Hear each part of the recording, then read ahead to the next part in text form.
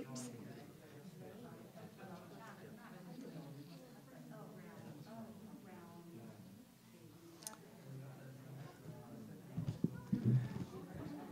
Can you hear me? Attention, please. Attention deficit, please. Welcome, everybody. It's great to see everybody here. It's a pretty lively crowd. You've got your masks on. That's good. We still could get COVID, but let's hope not. Tonight, the first speaker will be Abrian Curington, and her show title is Using Multiple Passions Through Visual Storytelling. She is a visual storyteller and cartographer living and working in Washington State. After receiving a BA in fine art from Western Washington University, she began publishing comics and maps through her company, Blue Cat Company, resulting in multiple digital releases, a full-length graphic novel, Woolmancy, and 2 graphic novellas. She then decided to renew her love for deep space and ocean sciences, receiving a capstone certificate in GIS fundamentals from University of Wisconsin. She'll tell you what that is. Wisconsin-Madison. Since then, she has earned several seagoing opportunities as a science communicator. However, from fantasy to nonfiction, she is dedicated to producing light-hearted visual stories that ignite curiosity and champion exploration. So, Abrian, do you want to come up?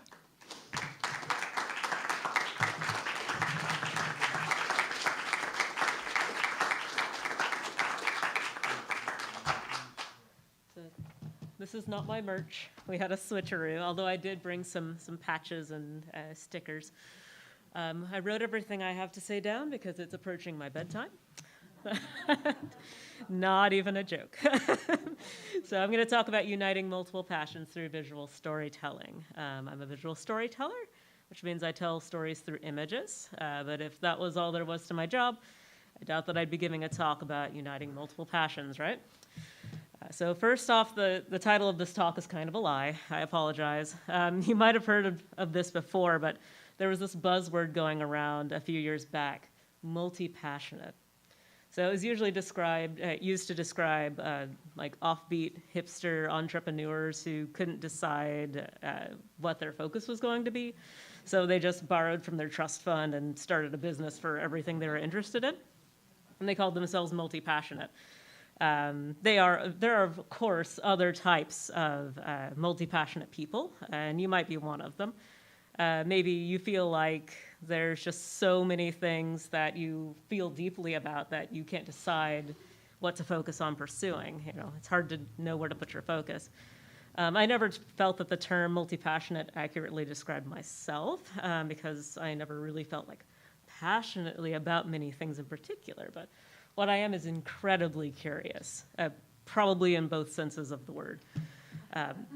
So whether you give your soul for your various hobbies or you just like learning different things, this could be a talk for you. Second, I will give a disclaimer. You'll have to be patient with me. I have a tendency to explain things backward. I give people all the steps up to their answer before actually giving them the answer. This is because I grew up just leaping to my point, which is often several steps removed from the conversation the person thought they were having with me. So then I have to backtrack and explain, what my reasoning was. So I won't keep you in suspense. We're going to chat about how I ended up being a graphic novelist, cartographer, and part-time science communicator on research vessels, and how my path might help you figure out what connects all of your interests as well. So, part 1, time travel. You see a map there that I made who knows when. I was over 2 and under 7, not sure. So when I was a wee tot, and we're going to go all the way back, I spent most of my time reading, but not necessarily books with pictures. I was recently asked in an interview if I was always drawn to images growing up, since my profession is so visually focused, and I realized that I'd never thought about that before.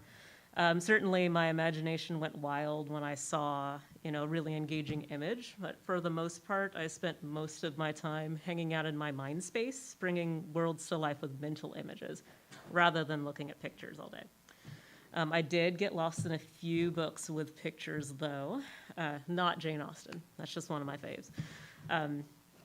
Norton Juster's The Phantom Tollbooth was a favorite of mine, having grown up with the animated movie. If you've never read it, it has some amazingly hard-hitting views on life, packaged somewhat as nonsense. I love deep thoughts that are presented as nonsense, and that's why my other favorite set of books growing up was Lewis Carroll's Alice series. I would ponder on how these curious worlds worked, and finding the sense in the seeming nonsense was always a thrill.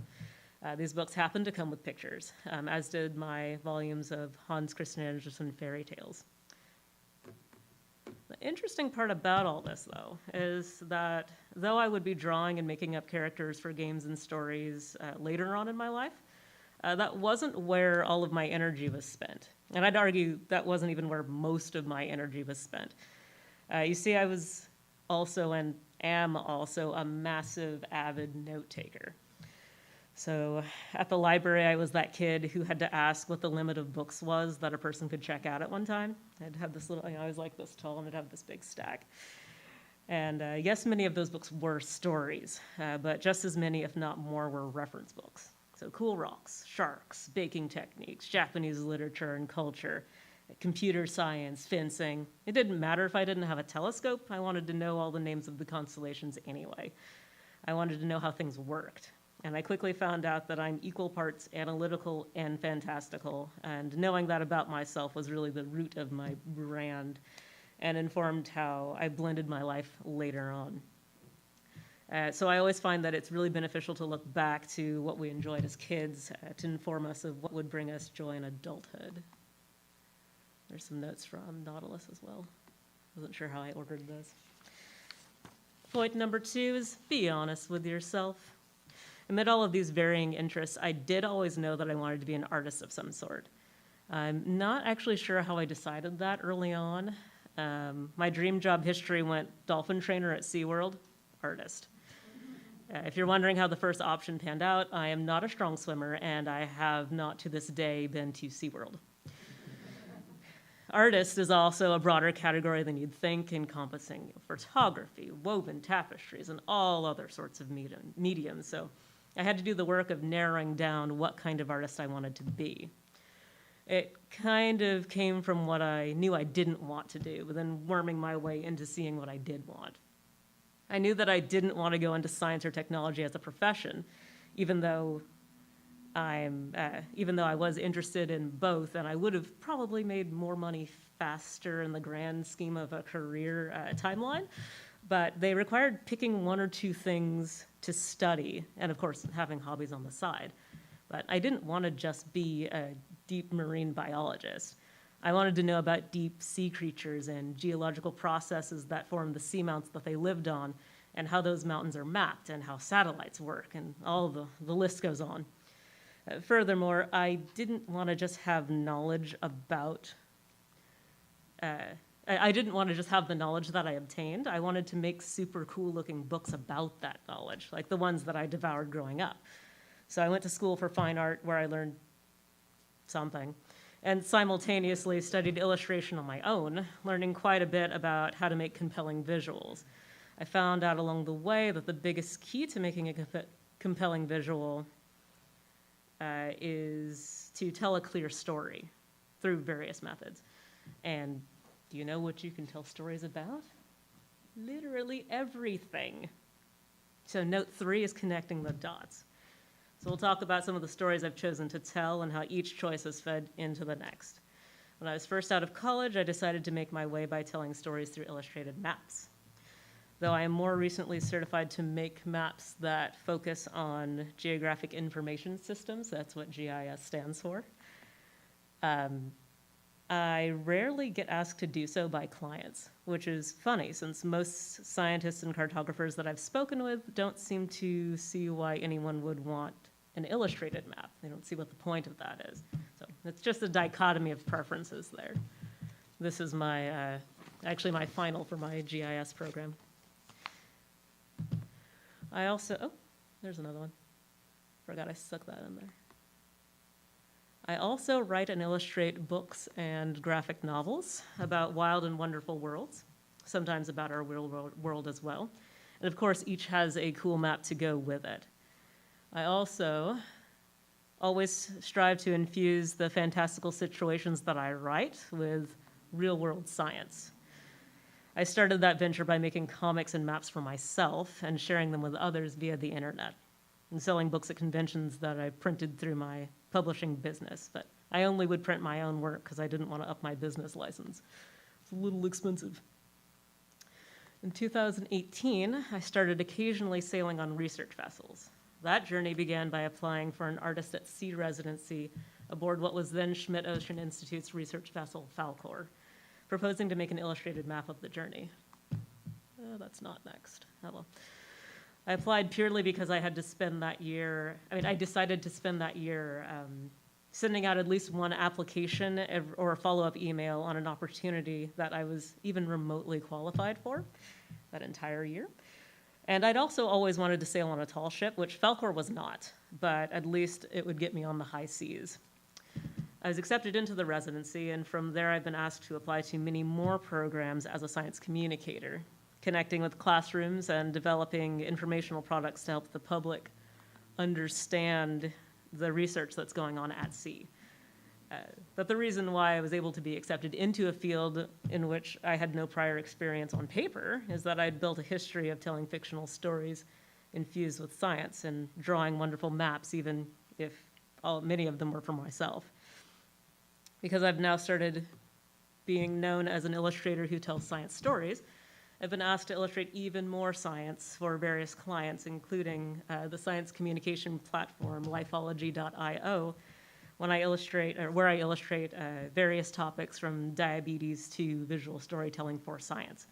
And by the way, just so you know, science storytelling is the same as fiction storytelling. All storytelling is the same, which is why I enjoy balancing writing about fiction, fact and fiction, or fiction infused with factual information.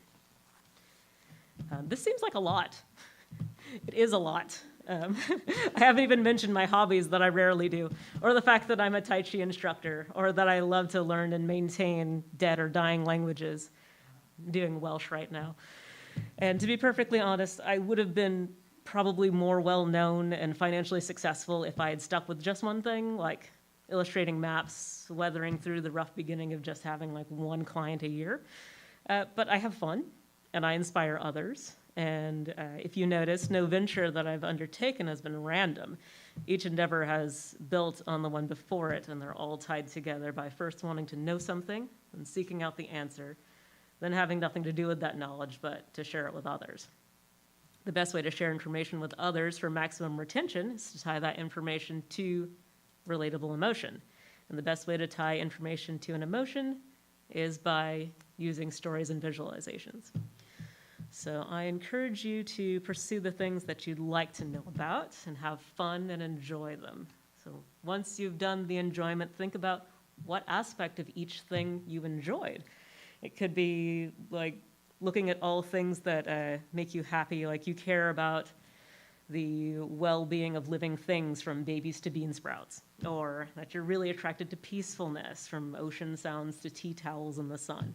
Or maybe you just want to infuse everything with punk rock or grunge. No matter what positive hobby or idea you're interested in, just give it a try. You never know where that pursuit might take you or where the connections will link up. I think that was my last slide. Oh, yep, perfect. Wow.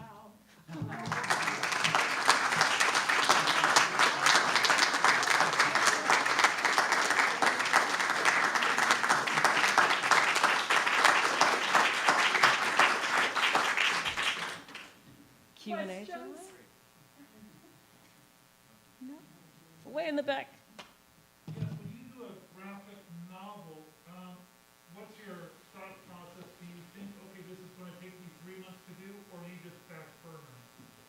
depends. If I have a deadline, it will take me as long as that deadline is. And I just know a graphic novel takes about a year at the minimum. So I know that if I say I'm going to make this book in a month, I'm not going to. It's not possible. The current pitch that I have that I didn't show any artwork from because it's top secret.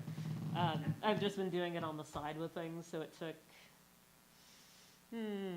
I would say it's taken about a year just to get the pitch together, which is just the full story and some art samples. Just because I've been working on it on the side at the moment. If it was my full-time job, I could probably get that much done in a couple months, maybe. Yeah. Not a question, but a comment. No, not one of those. Part of your work speaks to me as illustrated maps. Yeah. I was one of those nerdy kids that lived for the maps and National Geographic. Mm-hmm. I was very excited any month that they had an illustrated map. So Yes. thank you for that. How long are those trips on ships? Trips on ships, so they can last different amounts of time. Usually they're 3 to 5 weeks.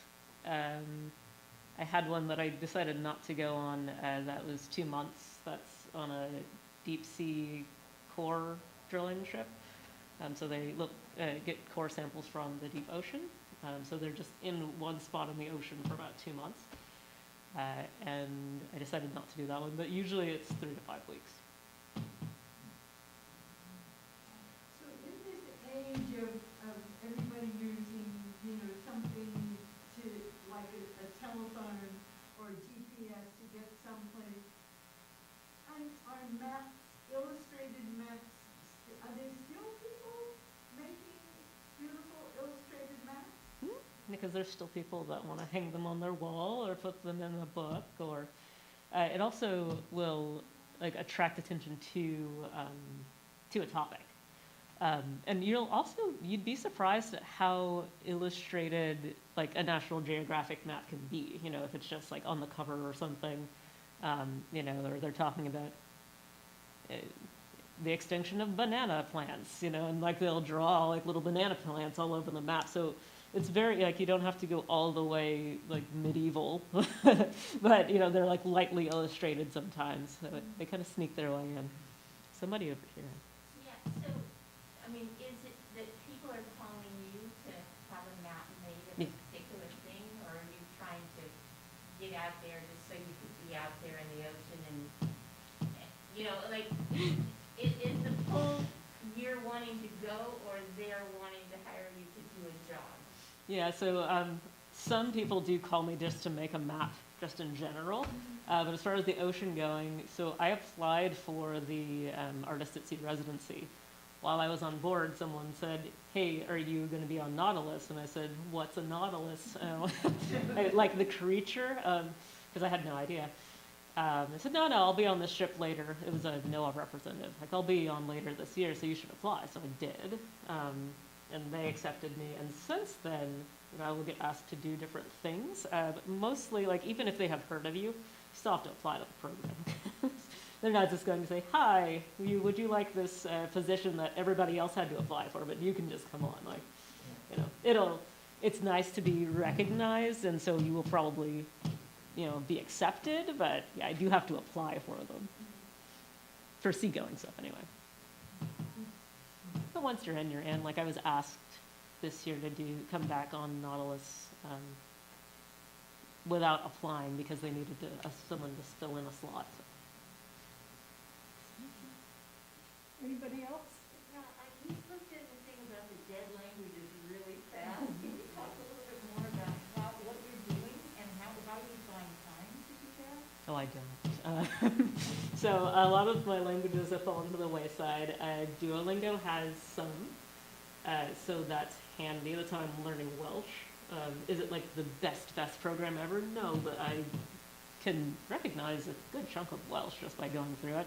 You can just do one lesson a day, so it's very, very low key. And the lessons are 5 minutes, it's a little application. The other languages that I've learned are mostly in college, and I usually have to maintain them as I need them. So, for example, the new graphic novel I'm working on deals a lot with Roman mythology, and I'm putting in Latin text just because I'm a nerd. So I will have to look, like, I know how the Latin structure works, but I don't remember the word for, key. So I have to look it up and like do all the declensions or whatever. And so I maintain them usually as I have to use them. So I'll never bring back Sanskrit because it's pretty useless. Although I can read Hindi. I can't understand what it says, but I can read it. Okay, well, thank you so much.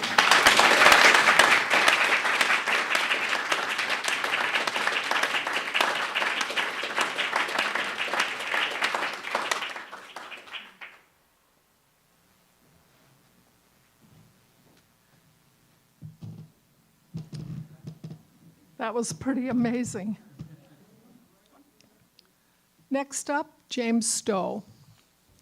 He's a graphic designer and illustrator with a passion for community involvement and outreach. He founded James Stowe Illustration in 2012 after spending 20 years as an in-house illustrator, designer, and creative director. James graduated from the Savannah College of Art and Design in 1998 as one of the first recipients of their sequential arts bachelor degree programs. Since then, his work has been showcased in over 100 publications, games, novels, and comics. In 2008, he co-founded the Claw Arts Guild, an organization that supports cartoonists and students seeking further arts education in the Pacific Northwest. James hosts a weekly social hour for creative professionals in his adoptive home in Tacoma. James?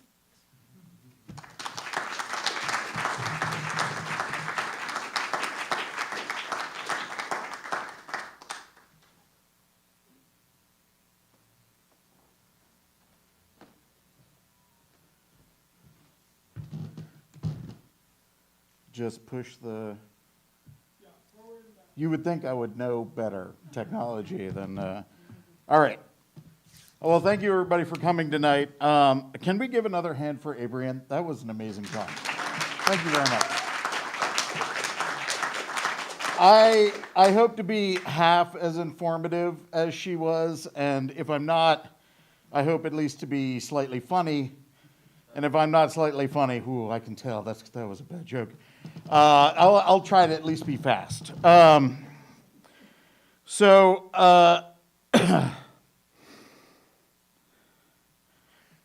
The reason why I added the sequential art degree in my bio, that is just a fancy term for, if you guys don't mind, I'm going to take this off. Whew. Sorry, I got to stretch this out now. Sequential art is a fancy term for comic books. So I went to one of the most expensive art schools in the country to learn how to draw comics, which financially, not the best decision in the world for me to make. But what I was able to do with it is spend a life creating work that I love and continuing a passion of mine that's been something that's been part of my life since before I could remember. I've always drawn, and as I progressed through life and realized that drawing by itself does not necessarily bring a lot of money, I learned a lot about design. And one of the things that brings both of those loves together, illustration and design, is poster making. When I was preparing this talk tonight, the first thing I thought was, oh man, do I have 50 posters to show people? I might not have 50 posters, I'm a little worried.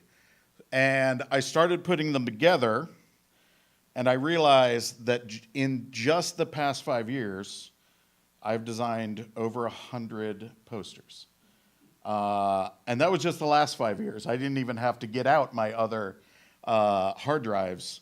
So here are 50 posters that I've done for local venues, specifically you're going to be seeing play posters tonight and movie posters for a second run theater. So every design you see tonight, someone else has already gone to the trouble to originally brand it, originally design it. I had the opportunity to re-envision their work. Sometimes I work with a director, sometimes I get to create whatever I want. So in that respect, I find poster making to be a really incredible outlet for creativity. This is one of the first posters that I ever created for a local playhouse. It was a unique take on a mystery called The 39 Steps, in which they cast 3 people for 132 roles. So I wanted to showcase that somehow in the design of the poster. So if you will notice, every single one of those little tiny graphic faces are roughly one of the shapes of those people, and it just repeats with different costumes. So trying to tell a story with a limited amount of information, let me see if I'm doing this right, is one of the real joys that I find when it comes to designing posters. This is another, as a matter of fact, most of what I'm going to show you are play posters you may have seen in and around the city over the past 5 or so years. This one specifically was a mystery about a gender-bending main character. So I wanted to imply it without actually showing.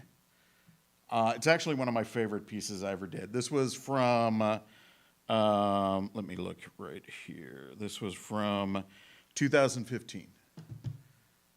The Mystery of Edwin Drood. Now the next series I'm going to show you is from the 2016 season. Each one of these, specifically each of the directors wanted me to incorporate just the title with minimal amounts of design work. So I started with A Few Good Men, which I'm sure most of you can recognize. A Comedy of Errors, which was a modern take on the Shakespeare play set in Portland, Oregon. So they wanted to be able to showcase the idea of the urban location, but focus primarily on the title. Avenue Q was a Broadway show featuring Muppets. This is probably the most illustrative I got that season. Each one of those puppets were actually shipped to the Playhouse. Apparently they are very stringent about what those puppets need to look like. So I actually had to send this poster to them to get it verified before it was able to be shown. This is my take on Death of a Salesman.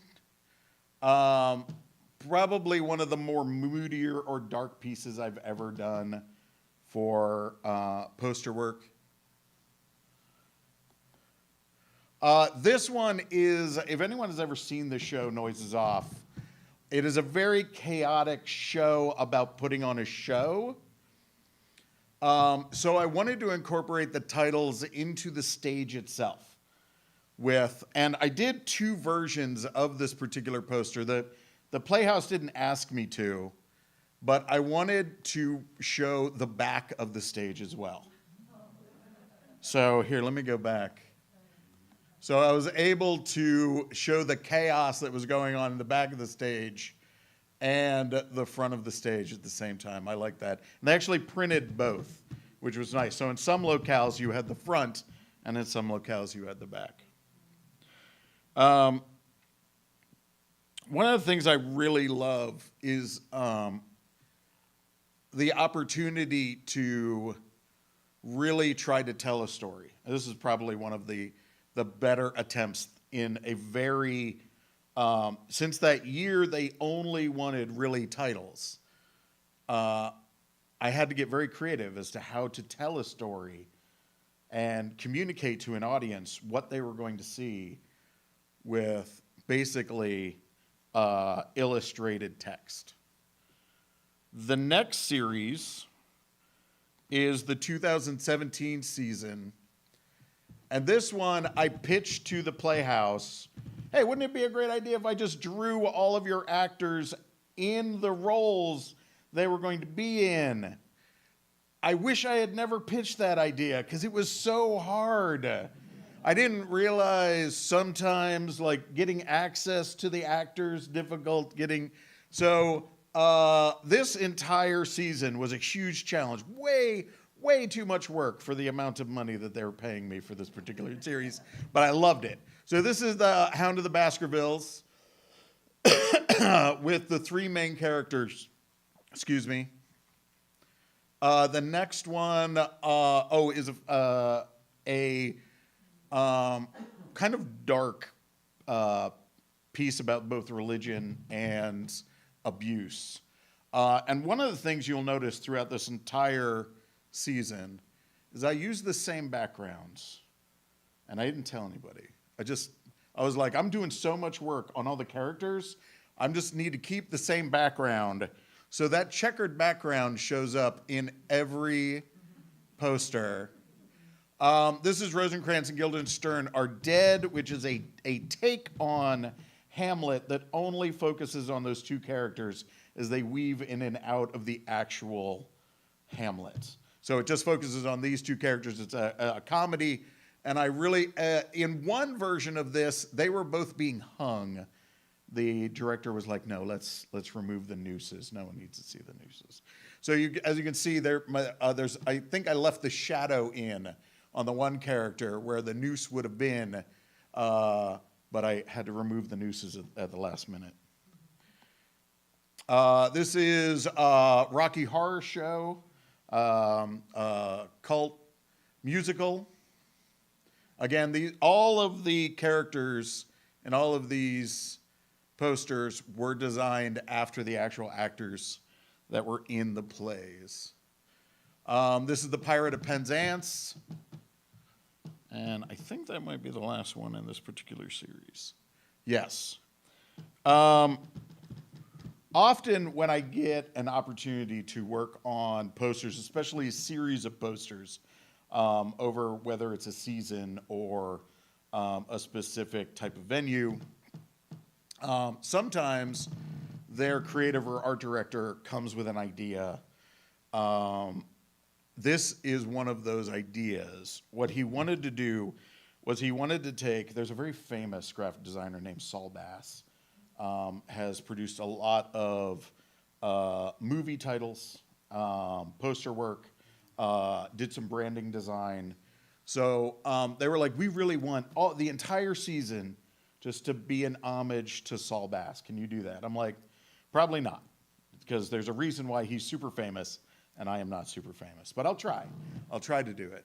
So this was my first attempt at Saul Bass's work, and I apologize in public to Saul Bass right now for all the pieces you're about to see. Now, some of them I tried to pull away from his work and try to make it my own, and in that, I believe I was successful. In the ones that I was kind of more slavish to his style and work, I hate to say it, I'll be my own worst critic.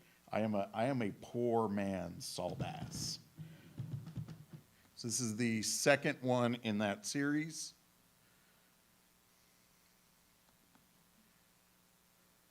There's the Glass Menagerie, and there I decided to pull away a little bit from his style, try to give it a little something where I get to incorporate my own work.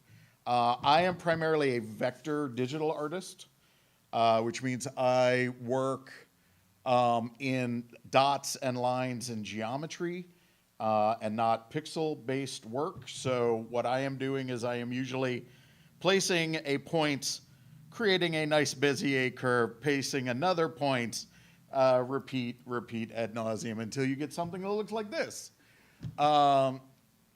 So I really love vector. One of the things that I really like about it is that it is infinitely scalable. all of my work can be scaled up incredibly large, and it will retain all of its qualities and can be shrunk down really tinily and then back up. It's the greatest thing. Vector is amazing if you haven't done it. I am a huge advocate for that style of work. This is A Christmas Carol, and in this one I really wanted to, I'm like, okay, this is what they want, but I'm gonna push really hard into it. So I wanted to create these little like paper cutouts of all the ghosts inside Scrooge. I love this. This is one of my favorite posters I've ever done. We have Little Shop of Horrors. And again, that separates itself a little bit from Saul's work. Peter and the Starcatcher. I believe that is the last one in that series. When given the opportunity, sometimes I like to hide things. The next series of posters, which was for the 2018-2019 season at the Lakewood Playhouse, I was able to hide a huge reveal in all of the posters. And I'm going to show you all of them before I show you the big secret. But hopefully, as you go through them, you'll be able to see it. One of the things that I wanted to do with the next series is I wanted to create an homage to one of my favorite cartoonists, one of my favorite caricature artists, Al Hirschfeld. So a lot of the characters are in his style in the next series you're about to see. This was my original take for Angels in America. Is a two-part play, incredibly long two-part play that focuses on the AIDS epidemic in 1980 New York. This was my original pitch for the poster, and it was rejected. They did not like it. But I love it. It's still one of my favorite things I ever did. So I wanted to include it in here tonight. I think you're the only people to ever see it besides the art director. The actual poster was this, which they wanted a lot more anger and righteousness in the piece. And what I had created was very sad, kind of withdrawn. And they wanted more energy. So there's that one. Brighton Beach Memoirs. And again, I really tried to stick to a limited palette. I wanted to focus primarily on the characters, on the gesture drawing of it. Yes, Virginia, there is a Santa Claus.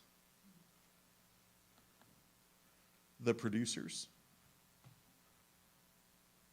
And I had to include all of that legalese. Mel Brooks does not play around. It needed to be specifically called out that it's by all of those people. That was a legalese thing. Normally, I do not have to put all that in my work. Inspecting Carol, and then finally, Forbidden Broadway. Anyone have a guess as to what I did with this series? What's that? They are. They are all on the same street. This is the combined piece. Whoa, oh, I jumped. Let me go back. There you go. That is the piece. So at no point did I let anyone know that this is what I was doing. And organizing this was a nightmare. I had to learn very early where everything was going to fit and how things were going to fit together, the order of everything.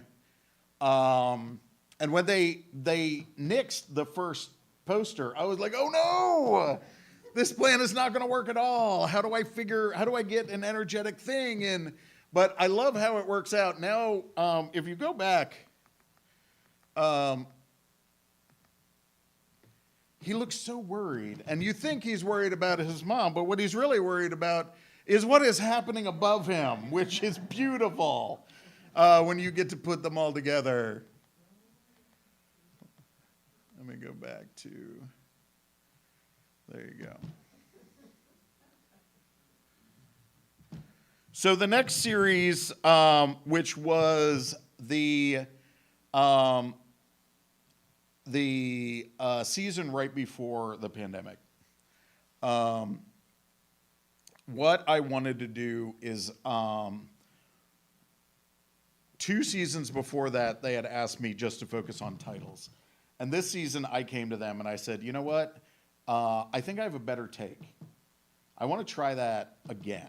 I want to just take the titles of the plays, and I want to try to do something special with them. So this series is my attempt at kind of retaking my creativity on what I thought was a failed project from a few years earlier. So here is my take on Biloxi Blues.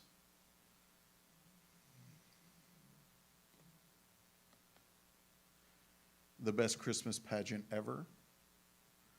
And I really tried to do as many different styles this season as I could.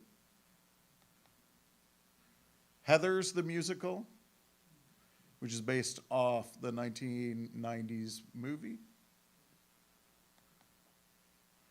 The Wolves, which was the last play they actually produced before the pandemic lockdown. Very few people saw it. A little intimate play about a girls' soccer team and how they process grief.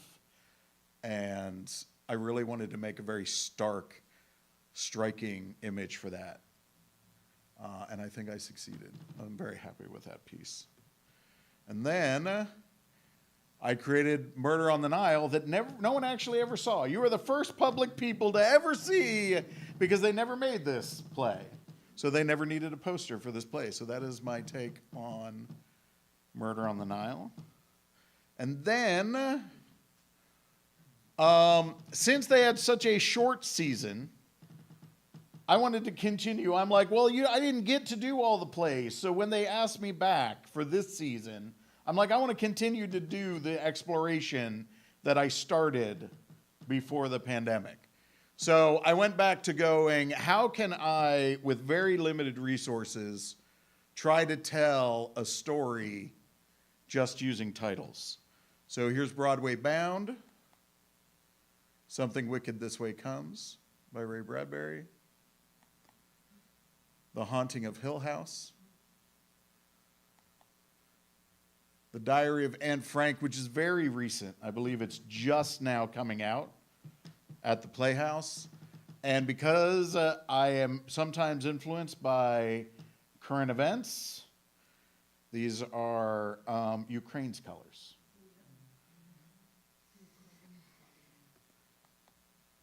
Head Over Heels, which is an 80s rock ballad kind of musical. And then Ragtime.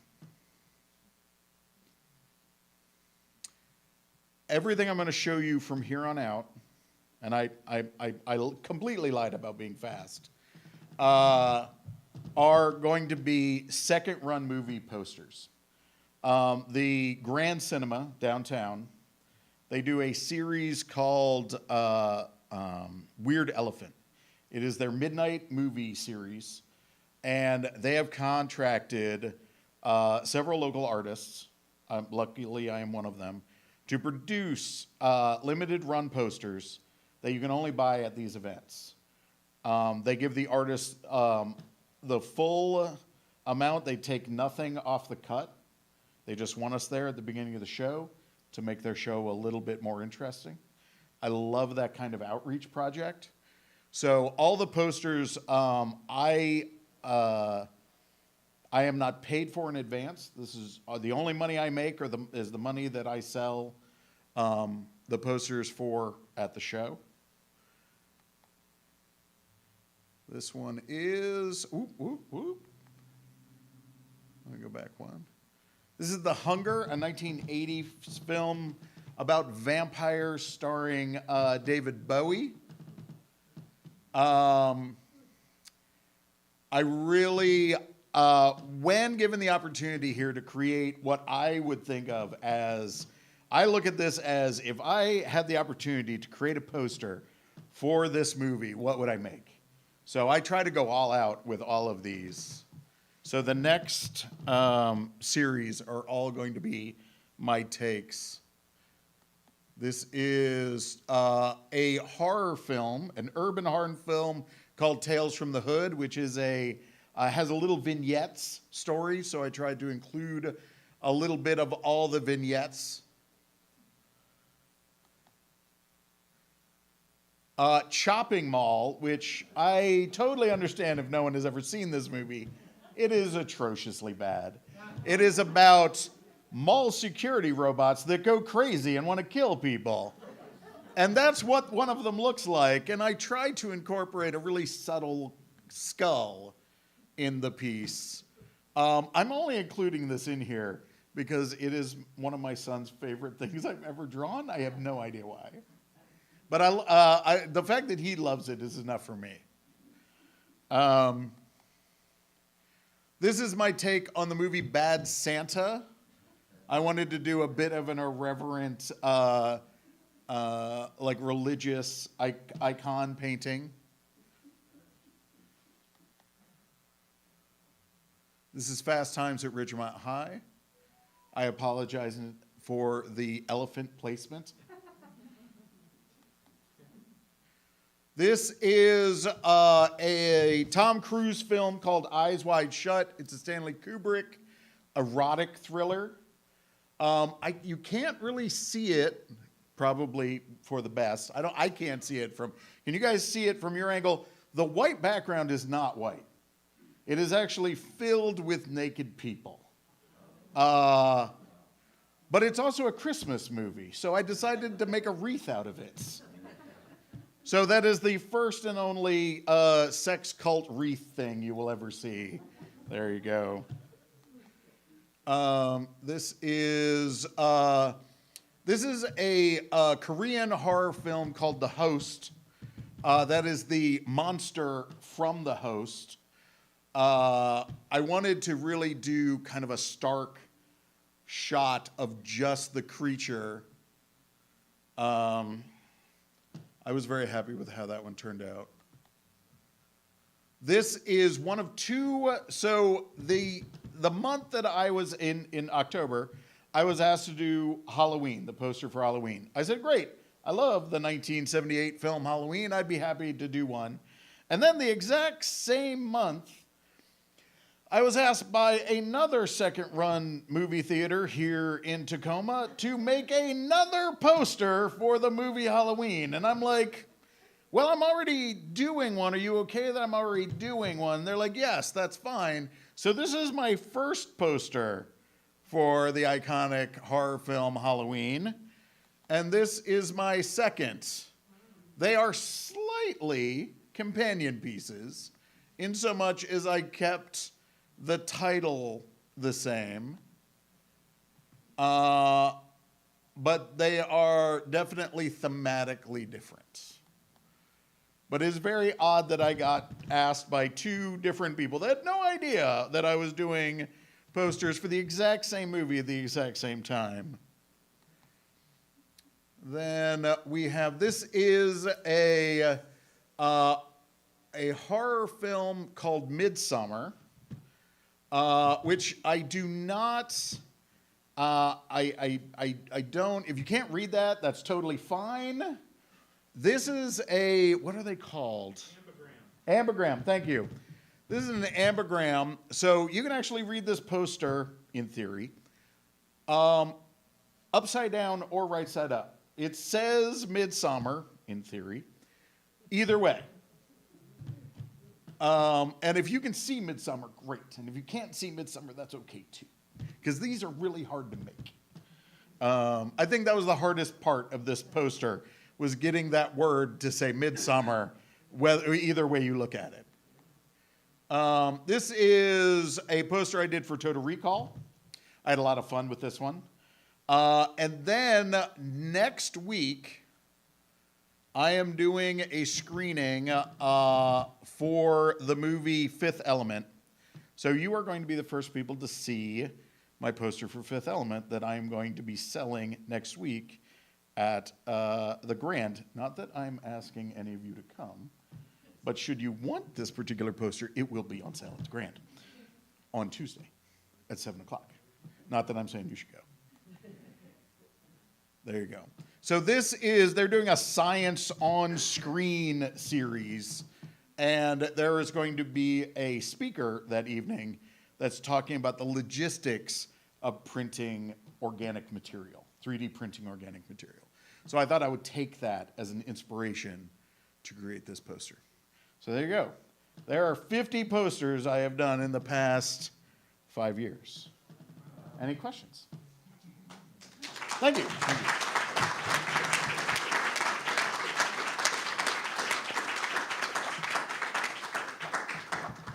Yes. When you say vector, that makes me think you're talking about creating these posters on the computer. That's correct. Every single one of these is done completely 100% on the computer. I generally don't draw traditionally anymore. I've just gotten so used to working 100% digitally. Most of the pre-drawing I just do up in my head, and then I work it out on in vector. Sometimes I am drawing traditionally in vector. Sometimes I am using just the points and line system. But for the most part, I do a mix of it. And it's a lot of layered transparencies to get, because the one thing you don't think of when you think about vector is a lot of gradient fills. I tend to like to work in a lot of gradient fills, so I've developed my own technique when it comes to that. Anybody else have any questions? All right, well, thank you very much. Oh, wait, I'm sorry. You were in the glare. Yes. Well, I was just curious what you're using to create the vector images. Say that again, I'm sorry. What are you using to create vector images? Is it like Illustrator? It is. I am unfortunately one of those people that pay Adobe way too much every single month for the right to make artwork. You're not alone. I am, although, I've also done like talks on how to work with Adobe Illustrator. So I've been using it now, well, almost 20 years. So it's been, yeah. It's my go-to program. If I were going to make anything, it would be an Illustrator. Yeah. I just haven't found that non-subscription software that does everything that Illustrator does.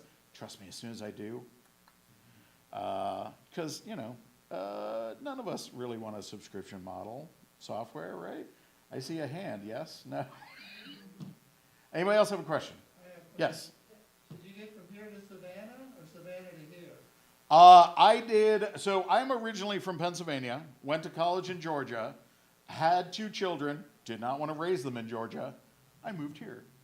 Almost sight unseen, actually. I was offered a job in Tacoma, had never been to Washington. I've actually never been past the Rockies. Came here for a job interview, and I'm like, yeah, let's move. That sounds great. And I'm glad I did, because we have been here 18 years now. No, 16 years. I love it. I love this town. And the opportunities and the arts community here is just fantastic. Absolutely fantastic. Anyone else? Briefly, can you tell us what your deadlines are for doing community theater and for doing the movie?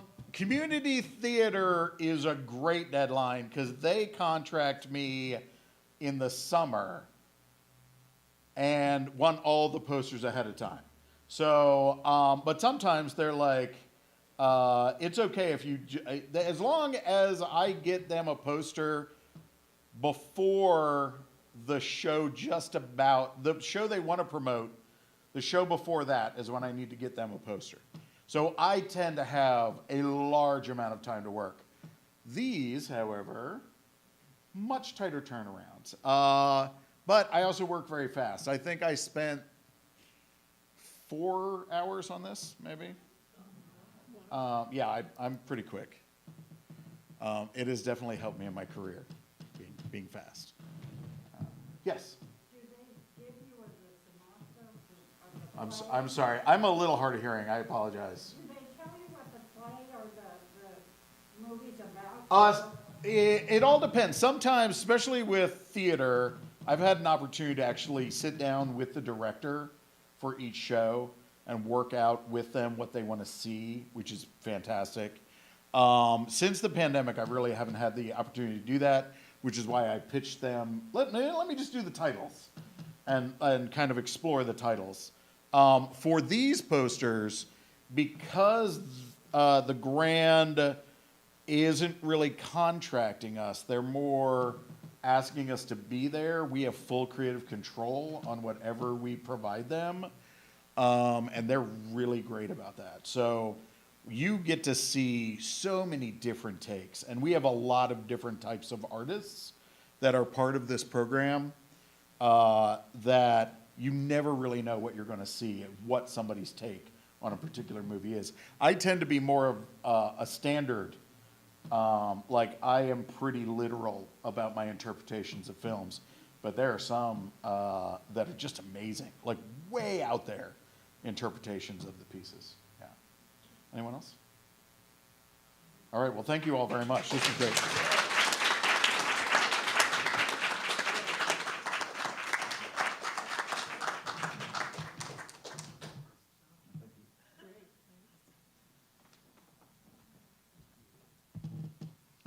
Well, I love those variety of typefaces, especially the Halloween one. Yeah, where- that was, I hand did that. That is not a typeface. Oh, really? It's pretty amazing. Mark Monlux, could you come up here, please?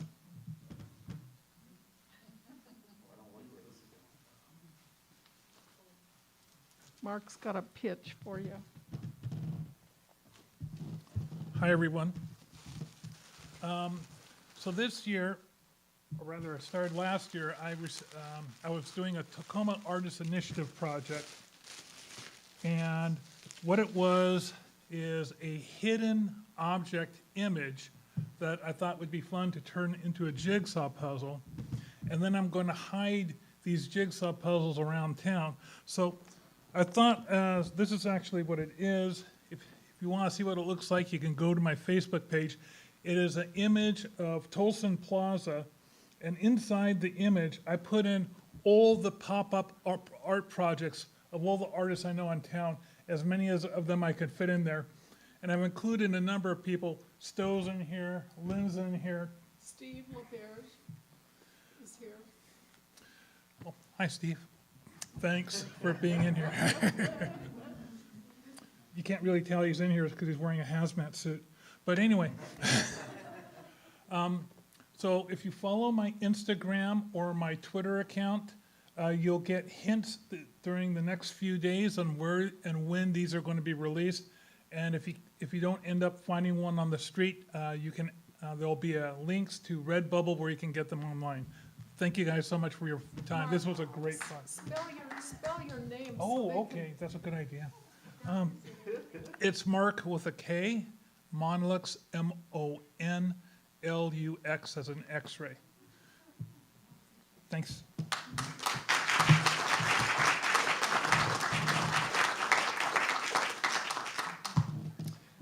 I don't know if he said this, but you can look his name up on Facebook, if you're on Facebook, and you'll be able to see what the puzzle looks like. Oh, I can leave this off.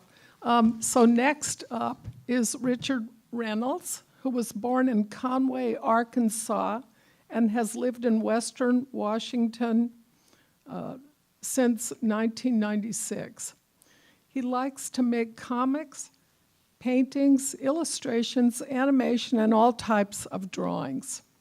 His work has been published on album covers, event posters, in the magazines Paraphilia, Sensitive Skin, and OK Cult. His influences include underground comics, cheap paperback novels,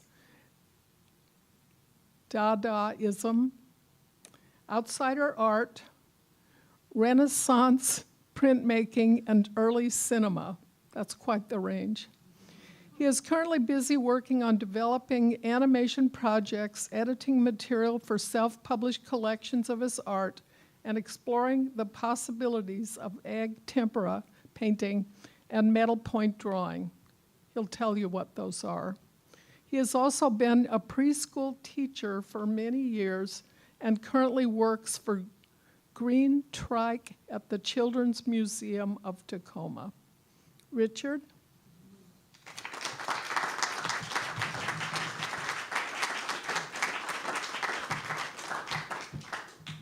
Thanks, everybody, for coming out. This is my very first artist talk, and I'd like to thank the other artists for their flexibility and the reordering of tonight's events. At the risk of sounding incredibly pretentious, I like to refer to myself as a graphic poet. And by that I mean, although my work is sequential often in nature and graphic, rather than trying to tell a linear narrative, I try to evoke a mood, and I prefer working in short form. I strongly feel that there's no firm boundary between fine art and commercial art, and that both can and should have elements of the other. And aside from the obvious influence of comic books, I'm inspired by early cinema, classic horror films of Lon Chaney Sr., Universal Studios, early film comedy of the Marx Brothers, W.C. Fields, and Buster Keaton, things like that. Also influenced by Monty Python, underground comics of the 1960s, satire magazines like Mad Magazine and National Lampoon. And as Lynn mentioned, I have a lot of influence from German printmakers such as Albrecht Dürer. My own basic life philosophy is that my own existence is fleeting, humbly devoid of cosmic significance, and full of contradictory absurdity. And I think it's going to reflect in some of the art that I'm going to show. To start out with, as Lynn mentioned, I was raised in a small town in Arkansas, and I've always drawn. I don't remember a time when I didn't draw. And to the dismay of my teachers and the amusement of my fellow students, I was always drawing weird cartoons. Can we lower the lights, Eric? There we go. And this is pretty much what my work looked like in fourth grade. My teachers were a little concerned. As you can see in the top image, if you can't make out the words, my fourth grade self helpfully labeled the characters that says cops and hippies. And if you remember the early 70s, this is kind of what it looked like. This is what cops and hippies did. And I guess a little bit nowadays, too. At the bottom right, you see Jack the Ripper and a female victim who's defending herself against her attacker by shooting him. And as you can see, my grasp of social justice was probably a little better than my grasp of spelling, because I've misspelled victim. Fast forward a lot. I just drew and drew and drew. I was one of these people that kind of had almost like a graphomania. I couldn't stop drawing. And by the time I reached college, I had absorbed a lot of the influences that I've cited, and my work looked like this. And here you can see a lot of things like Albrecht Dürer, other Renaissance printmakers. I was very obsessed with engravings and etchings and things like that. So I tried to replicate that look with technical pens. And also it's very influenced by things like Joseph Campbell. This piece was entitled Many Gods to Choose From, and sort of riffing on all the different varieties of belief that there have been throughout history. And like the other artists tonight, I filled lots and lots of sketchbooks full of drawings. And as I went along, they became a little more obscure and more obscure and more obscure. A lot of desperate-looking characters, like the one at the bottom, and just kind of nonsensical, surrealist images like the one at the top. And in 1984, it's hard to remember a time before there was such a thing as computer graphics and the digital age, but there was a time. In 1984, my brother David got the first Macintosh computer in the state of Arkansas. And when I got my hands on it, I'm sure you remember McPaint, the original prototypical Adobe, or actually an Apple drawing program. This is done in McPaint around 1984. And I did my own little comic that I did on the Macintosh, and then I photocopied on my father's photocopy machine, and lovingly hand stapled it and passed it out in my college. And so this is pretty much my thesis statement. You have a priest and a hippie reacting in horror at the publication. So I kind of wanted to offend everybody.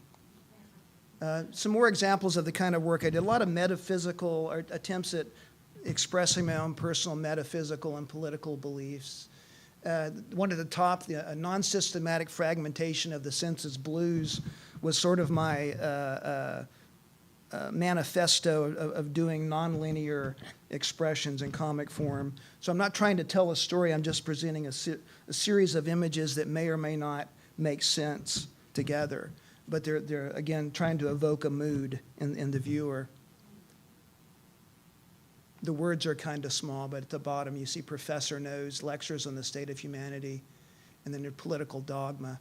That was when I did about a coonhound dog that became a Marxist and turned on his owner, became an international revolutionary. And as the 80s progressed, Apple came out with, I think it was McPaint 2.0, where they added color. So I eagerly embraced its use, and I experimented with it a lot. The one at the upper right, I believe, is done in Illustrator, probably one of the earlier versions of Illustrator. But this is what computer graphics look like in the mid to late 80s. And also embraced the potential of desktop publishing as the digital programs got better and better. And I would just put out reams and reams of this kind of thing and either try to sell them or give them to people. But after a while, I got kind of tired of digital. I wanted to get my hands messy again, so I returned to painting. And again, I was influenced by medieval and Renaissance art a great deal. So I tried to replicate trying to express my own little personal style in that kind of medieval context, but using acrylic paint to replicate the mediums that I used, like oil and egg tempera back in the day. And after a while, I switched from small pieces and I started working on large canvases, and this is sort of the apogee of that suite of my career. And this one is sort of a coded statement about how I felt about Southern white male culture. This one's called The Southern Golem Rises, and also Traveling Arkansas. And it's sort of my view of what that culture is. It's sort of a Frankenstein monster that, set to wreak havoc on the world. And after a while, I became a preschool teacher. Sitting in your studio painting weird things don't necessarily pay the bills. So I went to school and got a degree as a preschool teacher, but I still accepted commissions, but my own criteria for accepting commission was, is it going to be fun? At one point, a friend of mine who was booking shows in Seattle for alternative and punk bands thought my work would be a good fit for the bands and for the people that went to see the shows. So she reached out to me, and I started doing commissions for her and the bands. And this one was all lovingly hand done and a technical pen and brush and ink. It took me so long, I realized that the amount of money I was being paid, it wasn't cost effective. The only elements that were done by computer were the very top and the very bottom lettering. So I said to the person that was commissioning them, I said, how about if I pick the image and then I'll put the words on it with Photoshop after the fact. And she was cool with that. So I got pretty good things because I got to pick the from drawings that I'd usually already done and just add lettering. And this is another one I did. I was kind of reaching the form. I wasn't naturally a poster artist. It wasn't something that I thought I was going to do, but I just would put my own little weird image on there and then add words, basically. Oops. There we go. Whoops, I'll go back one here. Oh, didn't like that one, maybe too big. Anyway, after a while, that well kind of ran dry because other artists were working cheaper, basically. So for the amount of time that I spent on it, I didn't think it was worth my while anymore. But there was enough visibility where I started getting commissions for album covers. And sadly, I've lost the fully colored versions of these in hard drive crashes because the cloud is relatively new, and back then there wasn't a cloud to save things on. You always got to keep everything you did. But this was done for a band from Arkansas called the Suffragettes. And again, it's sort of a critique of Southern culture. You have sort of a zombified Jesus with a bottle of whiskey in one hand and a gun in the other. And this was done for a band from Seattle called Les Chat Noir. I never met the band. I don't think I ever even heard their music, but they liked my work, so they commissioned this. And all the while I was doing this, I was always working on my own strange personal comics. And again, a lot of metaphysical statements in there. I don't know if it means anything to anybody, but after a while, I started adding color with Photoshop. I found that I could just, do them, mostly in this case, in brush, and then add color. And this was sort of the high point of that whole part of doing comics, or I could say comics, because, again, there's not really a linear story here. It's sort of words and images that are put together and don't necessarily mean anything. Evidently mean anything to the viewer. There is some metaphysical statement in there, though. I have worked in more traditional linear comic form. This was done for the Little Rock Free Press in Arkansas. And this was a character I did called Scumbag, and he's this drug-addled young guy that sort of wanders through life and always hallucinating. And I mean, it's still pretty weird, and it's still pretty non-linear. After a while, doing Scumbag kind of reignited my desire to do comics, and I put a little more effort into them. The other ones I did were more automatic. I would sit down and just literally draw them with no planning at all. But then I started doing like pencil underdrawings, and then I would put them on a light board, and I would trace with technical pen and brush. And this is meant to be more of a gallery piece than for publication. I was wanting to do art that looked like comics, but weren't necessarily comics.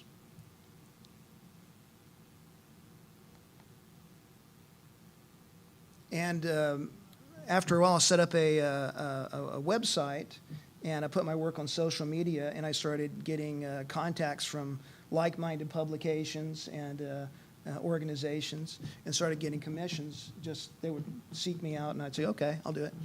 And this was done for a magazine called Paraphilia. It was pretty cool publication. It was out of Southern California. And this was done in ink and colored in Photoshop. And this was done for a sensitive skin. I'll let you guess which former vice presidential candidate this is.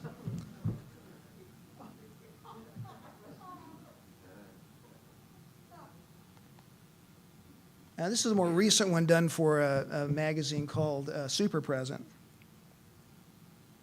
My work has typically found a home more in what I would call art journals rather than comic books. Not that I have anything against it, but again, it's more typically, I hate to use the word fine art because I don't think there's really a distinction, but more like fine art that looks like comics rather than like a comic. And a good friend of mine who was the head of the Arkansas Planned Parenthood reached out to me because they were doing a seminar and they wanted to spell out the reality of what being a parent is to teens to avoid unwanted pregnancies. So if you've ever been a parent, I'm sure you can relate to this.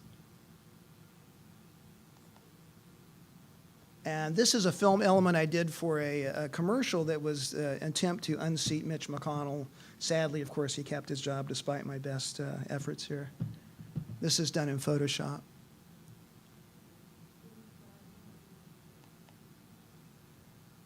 And all the while, all the while I have worked as a gallery and studio artist. Most typically I work in graphite, ink, and acrylic paint. And this shows a heavy influence of Renaissance artists like Sandro Botticelli, that kind of high Renaissance expression. This is a broad example of the kinds of graphite I do. I work, realists to kind of symbolists to just my own strange personal style at the bottom. There's another graphite piece that I did. My most comfortable medium, though, is ink. And this is a technical pen, probably a little bit of micron pen, which is a disposable technical pen, and Japanese ink.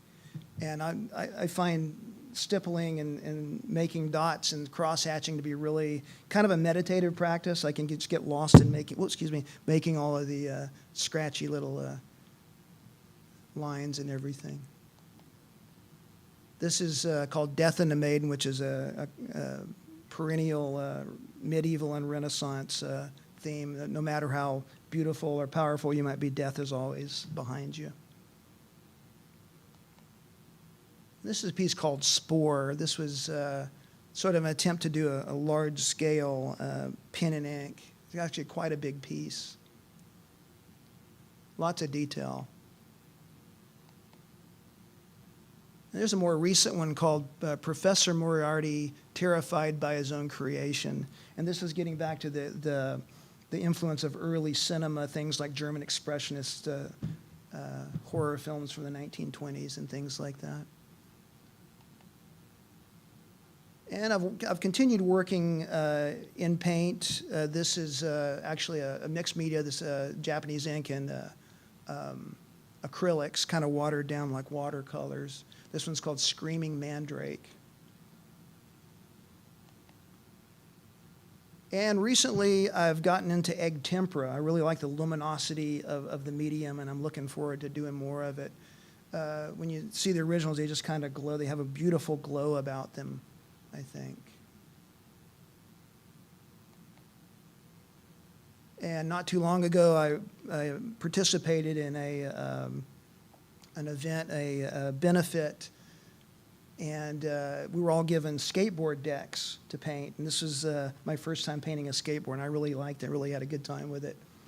And this is my attempt to replicate a technique called the Misha technique, which is a hybridization of oil paint and egg tempera, but I've done this with acrylics and egg tempera.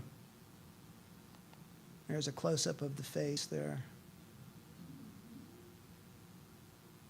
You can see things like Hieronymus Bosch and medieval art in this.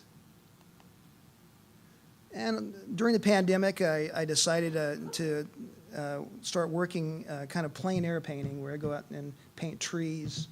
And I really like, because trees have character like much like a human does. Each tree has its own individual personality, I feel. And I feel like a lot of my trees kind of look like they have almost like human personalities.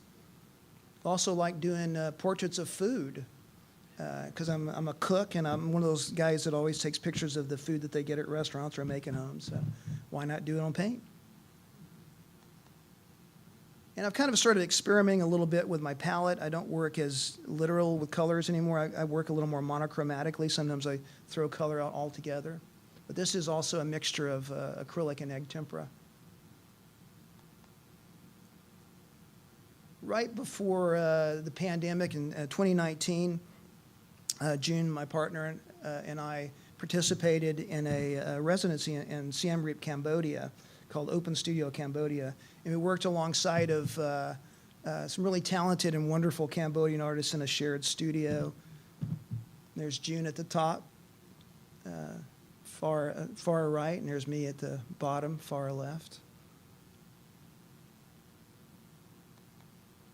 And while I was in Cambodia, I focused on painting the tropical flora and plants. It was really captivating. The bottom right there is in Angkor Thom, one of the temples in the Angkor Wat complex. And this is the influence of Cambodia. This is called Dancing to Cambodia.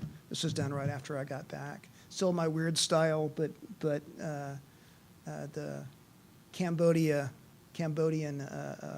plant life is definitely from observation.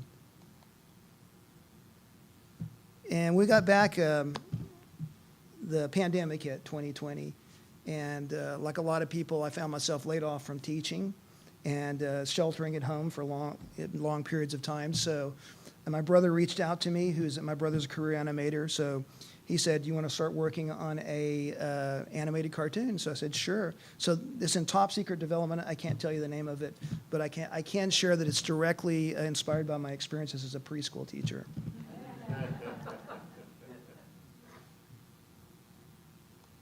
And as a student. I've also moved recently into doing a 3D modeling in Blender, which is an open source animation and modeling program.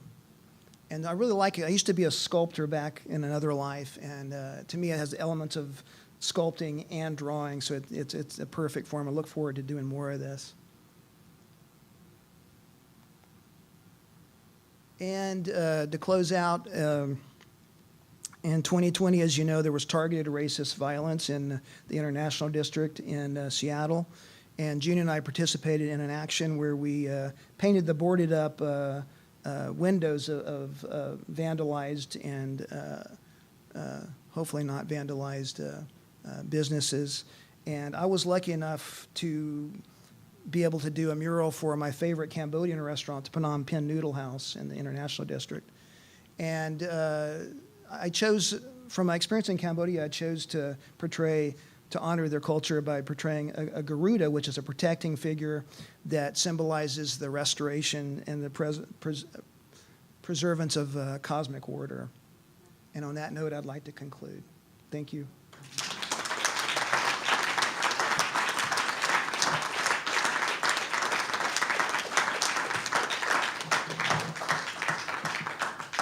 Are there any questions?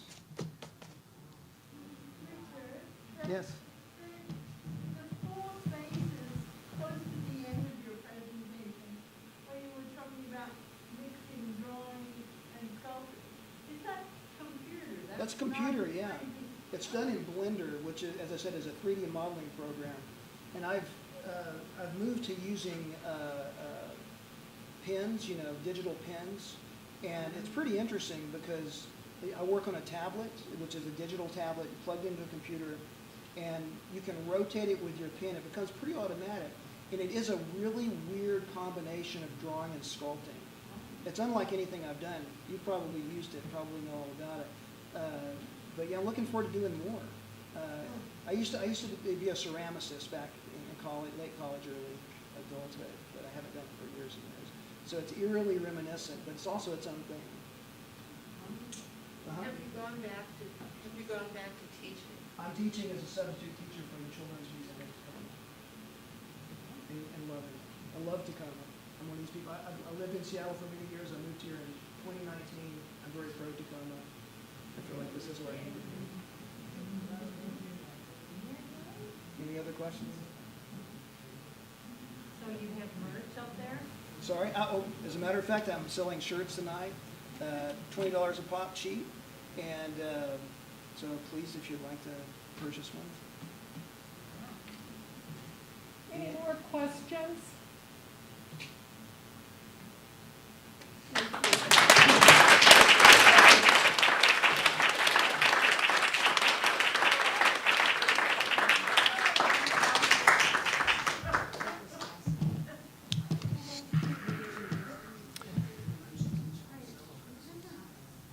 The next tripod is April 22nd, and usually these shows are on the 3rd Friday, but I made a little mistake and set it up for the 22nd.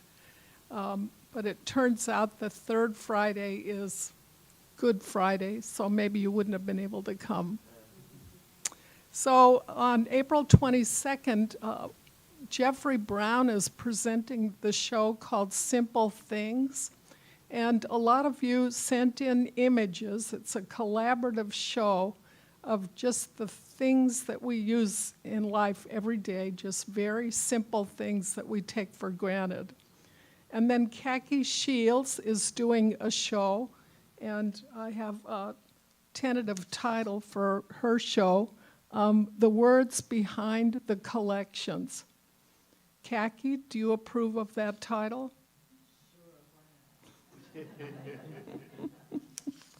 And then Danny Lusk is doing textiles and patterns. She's a photographer and is very interested in the way grease settles in a frying pan or cream poured into coffee, things like that. So it's another art-focused show. So I hope you can come. Thank you. Thanks for coming out.